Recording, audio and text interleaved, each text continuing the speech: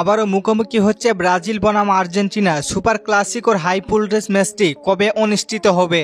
Brazil আর্জেন্টিনার match মানে বাড়তি উত্তেজনা। দক্ষিণ আমেরিকার এই দুই পরাশক্তির ম্যাচের উত্তাপ ছড়িয়ে যায় সর্বোচ্চ স্তরে।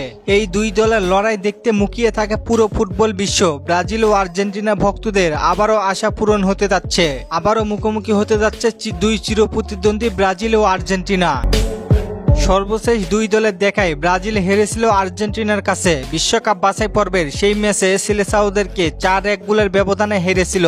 5 বারের বিশ্ব চ্যাম্পিয়নদের সমীকরণে দেখা যায় 2019 সালের পর থেকে আর্জেন্টিনার বিপক্ষে একবারও জিততে পারেনি ব্রাজিল। 2019 সালের পর থেকে মোট 6 বার মুখোমুখি হয়, যার মধ্যে 2021 সালে ফাইনাল ম্যাচ, বাকি থাকে আর 5টি ম্যাচ। তার মধ্যে 2 ম্যাচ সাসপেন্ড এবং 1 ম্যাচ ড্র। 2023 ও 2025 সর্বশেষ দুই দলের দেখায় আর্জেন্টিনার কাছে হারতে হয়েছে ব্রাজিলকে। তবে নতুন কোচ কার্লো আনচেলত্তির হাত ধরে সকল হারের বদলা নিতে চায় সেলেসাওরা।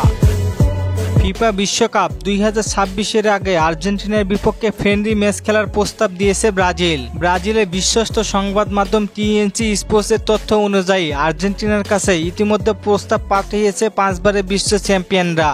বিশ্বকাপের আগে নিজেদের বাজিয়ে নিতে চায় সেলেসাওরা, তাই আর্জেন্টিনাকে চ্যালেঞ্জ দিয়েছে ব্রাজিল। কিন্তু আর্জেন্টিনা কি খেলতে রাজি হবে? যখন কোচ ছিল তখন আর্জেন্টিনার ম্যাচ হারার ভয়ে ব্রাজিলের সঙ্গে ম্যাচগুলো খেলতে রাজি হয় না।